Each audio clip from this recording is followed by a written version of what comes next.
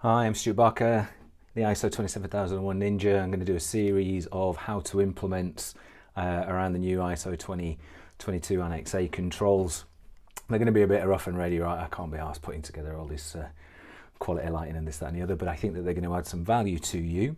If they do add some value, comment below and I'll do more of them, and if they don't, then I won't, right?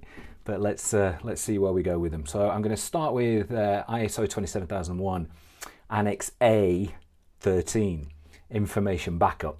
Now, why are you going to start with information backup and Annex A 13? Because you're not paying me, right? And it's free. So if you want me to do these in order and put some kind of structure and rigor around it, right, you can click the button, book a call with me, pay me, and I'll go through it. But this is going to be some free knowledge for you, right? It's supplemented by a blog on the website. So if you go under Learn, all of the Annex A controls, pretty much most of them are on there. This one is going to be A13, information backup. I'm going to be doing a little bit of reading and a little bit of looking as we go, and I probably won't, but I might put a copy of what I'm looking at on screen as well. We'll see how we go, right?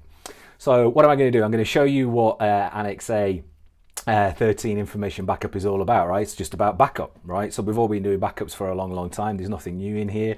It's not a particularly new control. It isn't anything particularly new to anybody who's been working in IT, especially if you've ever lost any of your photographs or any of that precious knowledge and you're wanting to go back to it and try and recover it, right? So this is A13 information backup. So the purpose of this, the technical purpose, the naming of the purpose is it's a corrective control that is set to enable you to recover from a loss of data or systems, right? Nice and common sense. So the actual control, the definition of the control, if you want me to read it, which I will, is backup copies of information, software and systems should be maintained and should be regularly tested in accordance with agreed topic-specific policies. So there's a couple of things that we're going to pull out of that, right? One is that we need a topic-specific policy, so we need a backup policy. Has anybody ever written a backup policy template that I could download off the internet maybe for a very reasonable price, less than £10? I think they have. You'll find that link in there as well. So I've done the hard work for you, right? And not only does it want you to do your backups and have your policy in place, have your procedures in place, it wants you to test it. And you find this more and more out there in industry now, right? We have to test the backups that we have, not just once a year, not once every 3 months, but we have to test them regularly, and we have to be confident that we can recover our data and systems to a point that we can actually use them, right? So I'm going to give you some guidance on that as we go through it. So if I give you my implementation guide, you're going to implement a topic-specific policy. You're going to identify what information you want to protect. You're going to classify it. You're then going to implement some controls to protect that information and put some backup in around it. You're going to keep records of everything you do because 27001 likes you to keep records. And then you're going to test the controls that you've got through the process of internal audit to prove that they're working, right? That's going to be before the certification or the annual continuing audit. So the backup policy, I actually have another guide, another blog online. It's called The Beginner's Guide to the ISO 27001 Backup Policy. It's everything you want to know. That's not this. If you want to go onto my website and search for that, you will find everything you ever needed to know about an ISO 27001 backup policy, including that template. But in summary, it sets out the organization's approach to backups, and it ensures that adequate processes and procedures are in place, as well as regular testing of the backup so that we can be sure that when the time comes and if we need it, we can recover it, right? We want to be able to recover it. So let's go through a couple of the steps that I would give you in terms of implementation above and beyond the policy, right? We're going to identify our backup requirements. How are we going to identify those requirements? Well, one of the best ways to identify those is via a business impact assessment, right? Or a business impact analysis, a BIA. Yes, I have a template for that. Yes, I show you how to do it. Yes, I show you how to deliver it. But what a BIA is going to do is it's going to allow you to identify, and it's going to work out what your critical systems are, and then it's going to work out some key timing measures and metrics, right? How quickly you need that system back. At what point you want to be able to recover back in time to, how long you can go without that system before you're in the dire doo-doo, right? So we're going to identify what our backup requirements are. We're then going to implement our backup technology. There's loads of them out there, right? As long as you can encrypt it, you're going to be fine. That's probably going to be the number one requirement, I would say. But implement your backup technology and then implement those schedules that support your business impact assessment requirements. I'll say it again, encrypt those backups. The standard itself looks a lot at physical movement of tapes, right? It's a bit old school really. So it's looking at backup tapes, where we should store them, how we should transport them, and it talks about having in remote locations. You've got a whole world now of online storage options that you can use. So for belts and braces, you know, if you're backing up Dropbox back onto another technology like Azure or SharePoint, vice versa, you know, get creative with it, involve your IT team. I'm not here to do that implementation for you, but you are going to implement your technology. You're going to consider the law when it comes to your backups, right? This is one that catches people out a lot, right? So take, for example, data protection and GDPR, your right to be forgotten. Take, for example, information deletion, right? If you've got to delete information from systems, it can be very easy from production systems, CRMs and marketing, but the one that's going to come and bite you in the ass is going to be information that's stored within those backups. So think about that, take that into account, engage yourself with a legal professional, engage yourself with a GDPR professional, work out what the requirements are, and be sure that you're not going to be in breach of any laws when it comes to keeping these backups and your retention schedules and what it is that you're going to be doing with it. Speaking of retention schedules, you're going to set up your backup retention schedule. So the schedule for retention of your backups is going to be driven by business need. It's going to be driven by the law. It's going to be driven by your risk assessment. Again, use your business impact assessment as a starting point to work out the schedule, and also revert back to your client contracts. What are your clients and customers expecting from you, right? In terms of backup in general, but also how quickly are you expected to recover if the system goes down? What have you signed up to in terms of service, etc. Then in terms of the implementation, you're going to test that backup. As I've said before, the testing has to be as close to real as you can get it, and you have to give yourself, your board, your management team confidence that when you do a recovery, it's a real world recovery to the point that you can operate. It is pointless having backups that you can never recover from. It's pointless having backups that fail. You've got to go back 12 months, 18 months, you've got to rebuild it from scratch. Regular testing is going to be key. Evidencing that testing to the auditor is going to be key, so we're going to make sure that we do that. In terms of templates in the blog, I give you a link to the backup policy. You can see that. And I talk a little bit in there about the ISO 27001 toolkit. It's the ultimate ISO 27001 toolkit, the most aggressively effective, the most cost-effective toolkit that there is on the market today. It is the cheapest toolkit, commercial toolkit available, and loads of bells and whistles on it. I'm not here to sell for you, right? So how am I going to comply? How do I comply with 27001 Annex A 8.13? Well, to comply with Annex A 8.13 information backup, you're going to understand and record the legal and regulatory contractual requirements that you have for data. Clearly, risk assessment, 27001 is a risk-based system. We're always going to be doing risk assessment and risk management. Based on the legal, regulatory, contractual requirements and that risk assessment, you're going to implement your backup scheme. You're going to implement and communicate your topic-specific policy on backup. You're going to document and implement your processes and technical implementation for backup, and you're going to check that the controls are working by conducting internal audits. What's an auditor going to check? They're going to check a load of things, right? But in all of my blogs, I give you the common things that they're going to check. So the common things that you're going to be looking at here is documentation. So they're going to check that you have documentation. So what this means is that you need to show that you have documented your legal and regulatory requirements for information backup.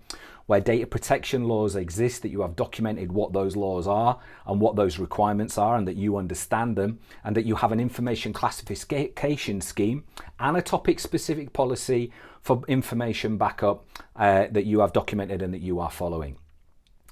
They're also going to check that you have implemented information backup appropriately. So what do we mean by that? They're going to look at the systems. They're going to seek evidences that information is being backed up. They're going to look for evidence that you're testing it, that you've recovered it, that you can recover it. They want to see evidence of tests, results of tests.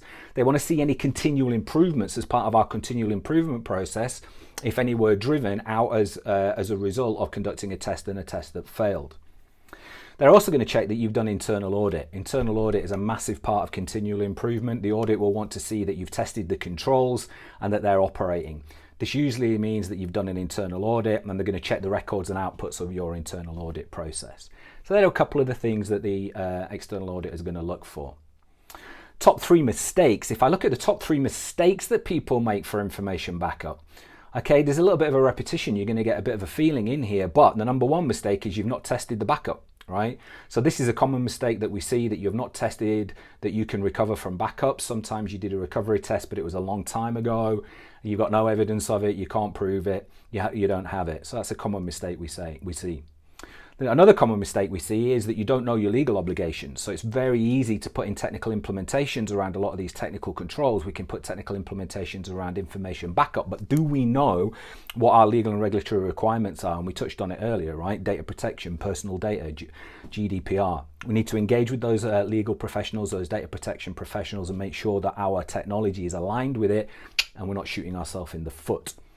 They're also going to check your documentation and your version control, right? It's very bureaucratic, it's very documentation heavy. So they want to make sure that every version in every document looks the same. This is more of a housekeeping, that your version control is right, it's reviewed within the last 12 months, it's got a document owner on it, classification on it. Again, a common mistake we see that people don't have it. So why is information backup important? You know, if I haven't already, you know, if you don't know, you don't know, right? But I mean, I would hope that you know. But in terms of why it's important, things can go wrong, right? Things do go wrong. We lose things. People delete things by mistake. People overwrite things by mistake. We need to go back to a point in time where we can recover something effective. The worst case that we're dealing with is what they call an aggressive attack, right? I mean, ransomware. Right, if ransomware hits us, you know, we are screwed, right? And one of the only recovery methods that we're going to have is our ability to recover from backup. So we want an effective backup. We want that ability to go back to a point in time. I'm going to rattle through a couple of FAQs for you. If you're still with me, thank you, well done. This is a little bit longer than I expected it to be, but there's a lot of information in here. And bearing in mind, this is just one of the Annex A's, right? All of the information online, all of the information on the blog, me available, pay to use, even sounds even worse, but you can engage with me and I can help you. Let's do some FAQs, right? So, is information backup a new control? No, information backup is not a new control in the 2022 version of the standard. It's been around for a while. What clause of ISO 27001 covers information backup? Annex A 8.13, right? The one that we're discussing. What clauses of 27002 cover information backup? Well, it's clause 8.13 again. So your question is, well, what is the difference between ISO 27001 2022 and ISO 27002 2022? And the answer is absolutely nothing, right? They are the same thing. ISO 2022 is a standard in its own right and is included as an annex. It's called Annex A to the ISO 27001 standard, so people interchange the name and call it both things. How long will 27001 Annex A 1.3 information backup take me? ISO Annex A 1.3, it'll take about a day to get the basics in place, and then it's about the process of implementing the tech, right? So that is going to be directly proportionate to how complex you are, what technology you go with, but you shouldn't be up and running within a week. A good solid IT team will be able to deliver that and implement that for you. How much is this backup clause going to cost me? Again, referring to my previous answer, it's going to depend on the complexity of your technical environment, right? How many technologies you have, how big you have, how much data you have, right? So engage with your IT team, get a project in place, make sure that you're meeting the requirement of the standard in a cost-effective way that meets your requirements and as above legal, regulatory requirements, business need, and the risk that you are facing. Who is responsible for ISO 27001 information backup? IT, right? I mean, it's going to land in IT, no two ways about it. Who is accountable for 27001 information backup? Accountability sits with the head of IT, right? I mean, yes, there may be situations where it doesn't, but you know, this is rule of thumb, right? This is just general communication, general knowledge for you. So it is going to sit with the head of IT. If I look at overall accountability, who is overall accountable? Well, as for everything, 27001 is a top-down leadership standard. So overall accountability sits with senior management and the leadership team, right? So the buck stops with them ultimately. Do I need 27001 information backup for 27001 certification? The answer is yes. You know, I mean, technically we've discussed before, it's a risk-based system and you can remove controls based on risk and appropriate risk management, but I can't see a compelling case for you not backing up your information. So I'm going to say yes. You can argue with me, but I'm going to say yes. What policy do I need for 27001 information backup? You need the ISO 27001 backup policy, right? Just download it from the site, pre-written, ready to go. Just rebrand it and it's there and it's yours. I've done the hard work for you. Is there a free PDF? Yes. On the policy, actually, if you click the link, you can view a sample PDF. There's some minor redactions in it, but it's pretty much all there. All the knowledge is there for you. So yes, there is a free information backup policy PDF for you if you're interested. Where can I get templates for ISO 27001 information backup? Okay, a bit self-serving now, right? But if you go on the High Table website, there is an ISO 27001 template store, all the templates that you need, or they're all bundled in the 27001 Ultimate Toolkit. Less than half a day or a decent consultant's day rate, and gives you everything you need, blah, blah, blah. How hard is it to implement ISO 27001 Annex A 8.13? It's not that hard, right? I mean, how is information backup hard? It's never hard, right? I mean, it's bread and butter, staple stuff of an IT department, so don't overly worry about it. Engage with IT professionals, they're going to sort that out for you. And then, is there an online version of ISO 27001? Yes, there is. ISO 27001.online. That's something that's coming soon. It's there. Pretend I didn't say anything about it.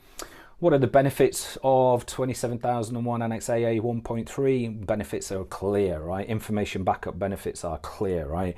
Improve security, reducing your risk, improving your compliance, and reputational protection. So I'm Stuart Barker the ISO 27001 Ninja. This is the first of maybe just one of these, right? Where I'm just going to go through and explain to you what an Annex A is, how to implement it, what the common gotchas are, what an audit is going to look for. I'm going to give you some templates and some guidance. As I say, it's all online. If this has added any value, please comment below and I will continue to do them. Of course, you can subscribe to my channel. Many of you have, and I very much appreciate it. And for those videos that you're watching that are getting me tens of thousands of views, I really appreciate that as well. But for now, I'm going to say thank you very much. Peace out. And here's to the next one. Subscribe to me. I'm needy.